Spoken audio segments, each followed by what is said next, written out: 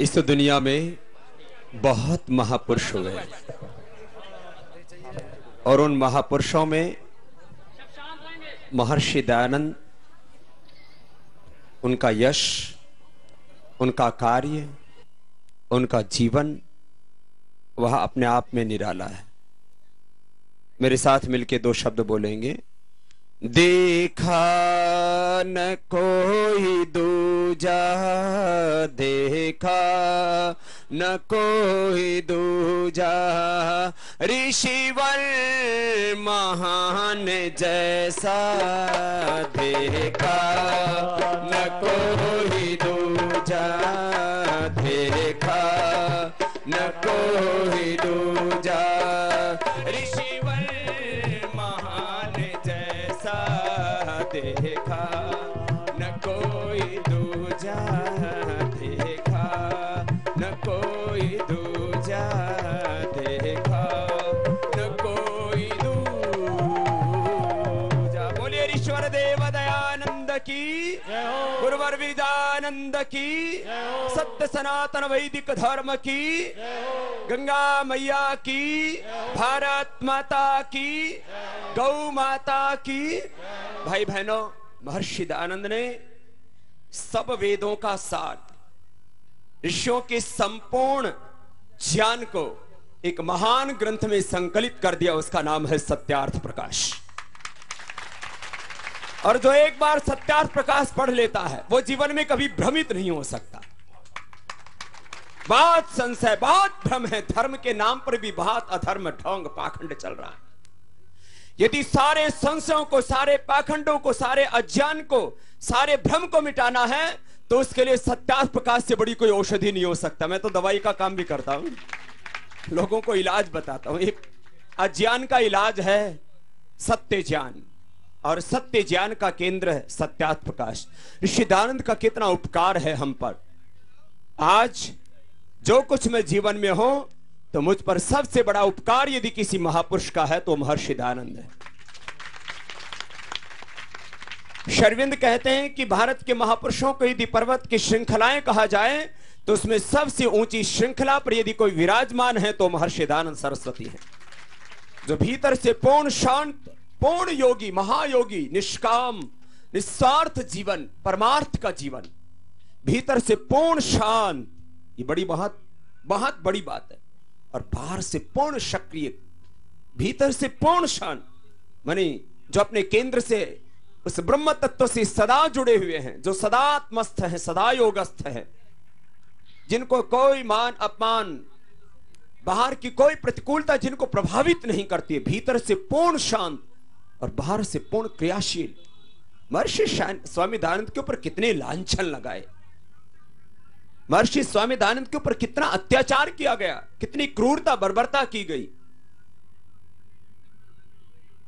16 बार भयंकर विष दिया, फिर भी योग की क्रियाओं से उन्होंने लोक कल्याण के लिए और ऋषियों के ज्ञान को पूरे विश्व पटल पर प्रतिष्ठापित करने के लिए अपने आप को, उनको जीवन से, शरीर से मोह नहीं था, लेकिन जिस उद्देश्य के लिए भगवान के विधान के अनुरूप वो धरती पर आए थे वो काम करना शेष था, इसलिए लगे रहे और 17 बार तो संख्या दिया। सब महापुरुषों के साथ कमोबेश ऐसा ही हुआ। गुरु गोविंद सिंह जी के साथ तो क्या अत्याचार हुए, सुकरात के साथ क्या अत्याचार नहीं हुए। किसी भी महापुरुष को जीवन को देखें, देश के विदेश के, इसलिए तप का मार्ग है ये, और तब से ही आज तक ये राष्ट्र सुरक्षित। भद्रम इच्छन्त ऋष्याः सर्वविदः तपो दीक्षाम उपनिषेदुरग्रे ततो राष्ट्रम बलम ओजस्स जातम तदस्मै देवा उपसमनमन्ति। कुछ लोग सोचते हैं हमारी तो संख्या थोड़ी सी है, खास करके आर्य समाज के लोग, कि हमारी संख्या तो थोड़ी सी है, एक शहर में 10, 20, 50, 100, 200, 500 आर्य समाजी हैं। अरे जितनी भी आर्य पुत्र हैं, जितनी भी ऋषियों की संतान हैं, सबके सब आर्य समाजी हैं। तुम क्यों अपने आप को छोटा मानते हो, अपने आप को खुद ही छोटा कर लेते हो। राम अपने आप को आर्य पुत्र कहते हैं तो गौरव महसूस कर, भगवान कृष्ण अपने आप को आर्य पुत्र कहते हैं तो गौरव महसूस करते हैं। और यहां आर्य समाजी लिखने में, आर्य लिखने में भी शर्म आती है कि हम छोटे हो जाएंगे। बात समाज की नहीं है, बात कोई एक संगठन की नहीं है, बात उस संस्कृति की है जिस आर्य संस्कृति की ज्योति, जिस ऋषि संस्कृति, देव संस्कृति, वैदिक संस्कृति की ज्योति महर्षि स्वामी दयानंद ने जलाई है, उसको हमें पूरे विश्व में प्रज्वलित करना और सारी दुनिया का अंधेरा मिटाना है। यह प्रतिबद्धता आपके भीतर होनी चाहिए और उसके लिए आप प्रतिबद्ध हैं। आज हमें बहुत आगे जाना है। वो लोग देखो, देश को बचाने में, आजादी हिंदुस्तान को दिलाने में यदि सबसे बड़ा किसी संगठन का योगदान था तो वह आर्य समाज था। यह निर्विवादित सत्य है। यह आर्य समाज के मनसे को आपकी प्रशंसा के लिए नहीं कहा जा रहा है। आजादी के दीवानों में, परवानों में, जिन्होंने अपना सर्वस्व मातृभूमि के लिए अपना न्योछावर कर दिया, उसमें यदि सबसे ज्यादा क्रांतिकारी किसी ने तैयार किया और अंग्रेजों के प्रति विद्रोह किसी ने पैदा किया और उनको यहां से भागने के लिए मजबूर यदि किसी संस्थान ने किया, तो महर्षि दयानंद के द्वारा स्थापित यह आर्य समाज का संगठन था। 1857 की क्रांति से लेकर के 1947 तक के इस आजादी की 100 साल की लड़ाई में, उससे पहले के 10 वर्ष महर्षि के जो अज्ञात काल जिसको कहा जाता है कि 10 वर्ष तक का पता ही नहीं लगा क्या कर रहे थे, वो सब तैयार कर रहे थे क्रांति की पृष्ठभूमि में। इसलिए उसका नाम ही है सन्यासी विद्रोह। आज देश एक बहुत बड़े क्रांति के दौर से गुजर रहा है। अब सारी शक्ति लगा करके हमें पूरी ऊर्जा के साथ खड़ा होना है, अपने चरित्र का निर्माण करना है और राष्ट्रीय चरित्र का निर्माण करने के लिए, राष्ट्र का निर्माण करने के लिए, भारत को परम वैभवशाली बनाने के लिए भी आपको एक बड़ी भूमिका निभानी है और अपने भीतर दीनता हीनता का भाव एक क्षण के लिए भी नहीं आने देना है। ऋषि दयानंद से किसी सन्यासी ने पूछा, दयानंद तेरे मन तो इतना बलवान, 6 फीट से ज्यादा ऊंची हाइट उनकी, इतने बलवान की शेर से मुकाबला कर सके। 2 सांड लड़ रहे, सांड के बीच में कोई आ जाए बचेगा? 2 सांडों के सींग पकड़ करके, इतनी ताकत थी ऋषि दयानंद। ओ करण सिंह आया, तलवार उल्टी की और वहीं तोड़ दी। बोले जा अपने घर, और लड़ाई करनी है तो जाकर के जोधपुर से महाराजा और दूसरों से कर लेना है। बस सन्यासी के पास तलवार लेकर के आया, शर्म नहीं आती थी। 2 मस्टंडे आए, बोले इस बाबा को ये तो बहुत बड़ा खतरनाक है। 2 मस्टंडे भेजे कि इसको जो है काम तमाम कर दो। नदी के किनारे बैठ करके तपस्या कर, जैसे आंख खोली 2 मस्टंडे दिखाई दिए, एक को इस बगल में लिया, दूसरे को दूसरे में डुबकी लगाई, वहीं फुटर फुटर करने लगे। इतना बलवान सन्यासी। किसी ने पूछा तेरे अंदर काम नहीं आया? एक सन्यासी ने पूछा विशुद्धानंद ने। तो सोच के देखा, मूल शंकर से लेकर के दयानंद बनने तक, फिर मौन होकर के कहते हैं पता नहीं आया होगा, लेकिन मैं व्यस्त था वेद का कार्य करने में, राष्ट्र का कार्य करने में, भगवान का कार्य करने में, इसलिए दरवाजे से वापस लौट गया होगा, क्योंकि मेरी फुर्सत ही नहीं थी। मैंने अपने दिल की बात कह दी, बस मैं जिसमें जीता हूं मैंने आपको कह दिया है। यदि आपको जो मैंने कहा वो अच्छा लगता है तो इस रास्ते पर चलते जाना, एक दिन हमारी मंजिल हमें अवश्य मिलेगी। जब तक दम में दम है, बेदम नहीं होना, ना प्रलोभनों से विचलित होना, ना बाधाओं से, ना असफलताओं से, ना प्रतिकूलताओं से घबराना। अपने ध्येय पर जब तक मंजिल ना मिल जाए, चरे वैती चरण वही मधुविंदती इंद्र इच्चरत सखा। भगवान भी भिखारियों के साथ नहीं, अधिकारियों के साथ होते हैं। उनका भी अनुग्रह उन्हीं को मिलता है जो पुरुषार्थ करते हैं। उठो जवान, देश की वसुंधरा पुकारते, उठो जवान, देश की वसुंधरा पुकारती। देश है पुकारता पुकारती मां भारती, देश है पुकारता पुकारती मां भारती। उठो जवान, देश की वसुंधरा पुकारती, उठो जवान, देश की वसुंधरा पुकारती। देश है पुकारता पुकारती मां भारती, देश है पुकारता पुकारती मां भारती। भारत स्वाभिमान आंदोलन के तहत राष्ट्र नायक स्वामी रामदेव जी महाराज पिछले कई वर्षों से जन जागरण का कार्य कर रहे हैं। प्रथम चरण का ये अभियान कार्य विभिन्न यात्राओं व आंदोलनों के साथ पूर्ण हुआ। अब भारत स्वाभिमान आंदोलन का दूसरे चरण का कार्य प्रारंभ हुआ है, जिसका लक्ष्य है सत्ता परिवर्तन एवं व्यवस्था परिवर्तन। भारत स्वाभिमान अभियान के राजस्थान यात्रा के अंतर्गत स्वामी जी महाराज पहुंचे जोधपुर जिले के मोखलाबाज गांव, जहां सर्वप्रथम उन्होंने गौशाला का शिलान्यास किया। इसके पश्चात वहीं कुछ दूरी पर गौ संवर्धन आश्रम का भी उद्घाटन किया। मोखलाबाज गांव के लोगों ने 400 बीघा गोचर भूमि में गौ माता की सेवा का पवित्र संकल्प लिया है। उद्घाटन के पश्चात स्वामी जी महाराज ने गौ पूजन भी किया और फिर पहुंचे सभा स्थल पर। मंच पर मोखलाबाज के लोगों ने स्वामी जी महाराज को साफा बांधा और पुष्प अर्पण कर आशीर्वाद प्राप्त किया। यहीं पर लोगों ने स्वामी जी महाराज को तलवार और स्मृति चिन्ह भी भेंट कर सम्मानित किया।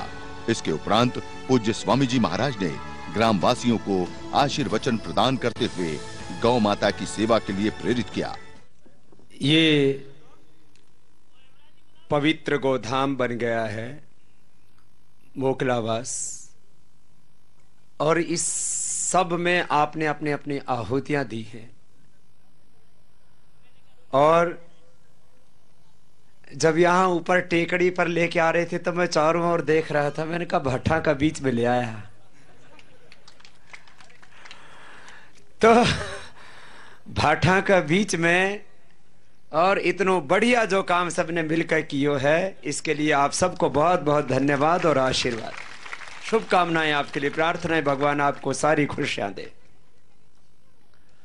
और इसमें गांव के पिता तुल्य बड़े बुजुर्ग तो हैं ही, इसमें श्रद्धामयी माताएं भी बड़ी संख्या में आई हैं। आपको भी बहुत बहुत साधुवाद। देखो, गौ माता की सेवा को काम तो आप माताओं को ही आगे बढ़ करके करना है, आप कर रही हो, उसमें प्रेरणा आप ही हो। जोधपुर से लेकर के और जैसलमेर से लेकर के पूरे इस राजस्थान क्षेत्र में जिनकी बहुत बड़ी प्रतिष्ठा है, ऐसे हमारे प्रतापपुरी जी महाराज जो हमारे एक ही हम गुरुकुलों के पढ़े हुए हैं, और जो है इस क्षेत्र में महाराज श्री बहुत पवित्र कार्य कर रहे हैं। और हमारे पूज्य सभी संतों का एक बार सबके ओर से बहुत बहुत अभिनंदन, जिन्होंने आकर के दर्शन दे करके हमें सबको कृतार्थ किया है। ऐसे हमारे सभी पूज्य संतगण। और इस अनुष्ठान में आप सब बड़ों का आशीर्वाद लेकर के हमारे इस गौ संवर्धन केंद्र के संचालक भाई राकेश जी ने ये गाय गौ सेवा को काम करके धरती माता ने निहाल कर दिया। हाँ, तो निहाल हमारे भाई राकेश को भी बहुत आशीष। सब मिलके आप बहुत अच्छे अनुष्ठान में लगे हो। गौशालाएं बहुत चल रही हैं देश भर में, और उसमें देश भर के जब आदर्श गौशालाओं का नाम लिया जाता है तो गोधाम पथमेड़ा का भी नाम लिया जाता है। मैं चाहता हूं कि दूसरा पथमेड़ा गोधाम जैसे यहां भी एक और तैयार हो जाए। वहां पूज्य दत्त शरणानंद जी महाराज जी बहुत अच्छा एक आदर्श कार्य उन्होंने किया है, और ये काम ऐसे ही शुरू होते हैं। वहां जब वो शुरू किया था तब कुछ भी नहीं था, धूल उड़ा करती थी। और जो आपने सेमण घास और धामणी घास की बात की है, ये तो कुदरत की व्यवस्था है। कम पानी में ऐसी विपरीत परिस्थितियों में ये घास बहुत अच्छी हो सकती है, और गौमाता को किसी पर आश्रित नहीं होना पड़ेगा, बल्कि गौमाता के हम सब आश्रित हैं। तो ये जो सेमण घास का और धामनी घास का आपने लगाने का जो संकल्प लिया है, और वो संकल्प भी छोटा नहीं, करीब 50,000 बीघा जमीन में जो संकल्प लिया है, निश्चित रूप से गौमाता के आशीर्वाद से आपका संकल्प पूरा होगा। ये बड़ा काम है। गाय का दूध तो मुझे ऐसा लगा कि यूं ही कम हो गई, तो हो सका है कि गाय का दूध का इंजेक्शन ही लगाना पड़े। ये तो इतनी, खैर इंजेक्शन से कोई चीज नस में चली जाती है सीधी। हमारे शरीर में गाय का दूध यदि एक बूंद भी जाता है तो उससे ऊर्जा मिलते। देखो, आज ये लोग कह रहे हैं कि हम बहुत समृद्ध हो गए, पैसे वाले हो गए। पैसे वाले तो है, अपने बच्चों को थाली में जहर दे रहे। अब एक आदमी के पास में 10, 20, 50, 100 करोड़ रुपए, लेकिन अपने बच्चों को जो थाली में खाना दे रहा है उसमें जो लौकी है, उसमें तोरी है, उसमें टमाटर है, उसमें जो मटर है, उसमें जो आलू है, उसमें जो बैंगन है, उस गिलास में जो दूध है, जो उसमें घी है, वहां में तो जहर भरे हो रहे। और वो जहर भरा खाना खा करके हमारे बच्चों को कैंसर हो रहा है, बड़ों को कैंसर हो रहा है, ब्लड प्रेशर की बीमारी हो रही है, शुगर की बीमारी हो रही है, किडनी खराब हो रही है। देखो, कैंसर बीड़ी सिगरेट से भी होता है, लेकिन अब मैंने देखा है, मेरे से हर दिन सैकड़ों लोग मिलते हैं कैंसर वाले। 100 आदमी मिलते होंगे तो 10-20 आदमियों को मुश्किल से तंबाकू से कैंसर होता होगा। बाकी को कैंसर किससे हो रहा है? खान पान से हो रहा है। तो अब हमें यह सोचना पड़ेगा कि भाई हम कैसे बचेंगे। तो गौ माता बचेगी तो भाई इस धरती माता की संतानें बचेंगी, नहीं तो मौत है सामने। हम इतने मूर्ख। देखो, जहां तक गाय के दूध की बात है तो आप लोग इसकी व्यवस्था करो। पहले भी हमने एक बार चर्चा की थी, वो जो है उस तरफ आपको प्रयास करने की जरूरत है। आप गाय का दूध का इस प्रबंध करो, उसको इकट्ठा करने का, और उसके लिए प्लांट लगाने वाले तो बहुत लोग हैं, और भाई उसकी जरूरत पड़ेगी तो हम भी व्यवस्था करवा देंगे। लोग 30-40 रुपए गाय का दूध खरीदने के लिए जोधपुर और बड़े बड़े शहरों में तैयार है। हमने गाय का घी करीब 5-7 साल से मुझे लोग कह रहे थे, बाबा जी गाय का घी का प्रबंध करवा दो। तो हमने अलग अलग जगहों से गाय का जो दूध निकलता है, फिर उसमें से क्रीम निकाल करके उसकी व्यवस्था करवाई। और आपको आश्चर्य होगा, इस समय हमारे पास में 1000 टन हर महीने गाय के घी की डिमांड है। अभी हम 300 टन उपलब्ध करवा रहे। आप लोग जितना भी घी और दूध निकालो, ये देश तो खाने के लिए तैयार बैठा है, इसने मिले ही नहीं।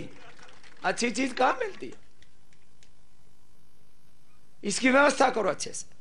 गाय का दूध एक उत्पाद है उसका, गाय का मूत्र, उसके लिए भी आप लोग यहां जो है व्यवस्था कीजिए।